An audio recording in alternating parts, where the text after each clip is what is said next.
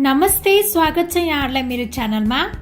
आज म राइस कुकरमा फ्राइड राइस कसरी बनाउने भन्ने रेसिपी शेयर गर्न गइरहेको छु।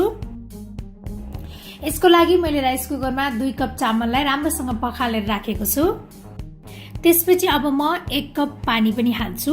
यो फ्राइड राइस भएकोले मैले पानी चाहिँ 1 कप मात्र हालेको छु। मैले चाहिँ 1 कप फ्रोजन मिक्स भेजिटेबल्स हालेको छु। यहाँले भेजिटेबल्स आफ्नो चोइसले लिन सक्नुहुनेछ अनि फ्रेश भेजिटेबल्स पनि युज गर्न सकिन्छ। त्यसपछि मैले लिएको छु 1 टेबलस्पुन सोया सस। त्यसपछि मैले नुन स्वाद अनुसार हाले अनि मैले 1 टेबलस्पुन तेल हालेको छु। मैले चाहिँ फ्रेश अदुवालाई मसिनो पारेर काटेर हालेको छु। यसले चाहिँ राइसको स्वाद बढाउँछ। अब राइसलाई राम्रोसँग मिक्स गर्ने। अब यसलाई कभर गर्ने अनि कुक बटनलाई प्रेस गर्ने। अब 20 मिनेटपछि हाम्रो यो राइस रेडी भएको छ।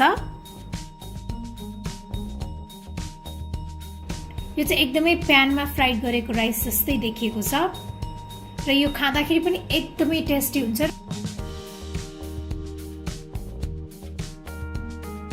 अब म यो चप्ड स्प्रिङ अनियन हालेर यो राइसलाई चाहिँ गार्निश गर्छु। अब हाम्रो यो फ्राइड राइस चाहिँ सर्भ गर्नको लागि रेडी भइसकेको छ। मलाई आशा छ यहाँलाई मेरो यो रेसिपी मन पर्यो होला र मेरो अरु यस्तै रेसिपीहरुको लागि मेरो च्यानललाई सब्स्क्राइब गर्न नभुल्नु होला र मेरो भिडियोलाई लाइक, शेयर र कमेन्ट पनि गरिदिनु होला। Thank you for watching. Bye by.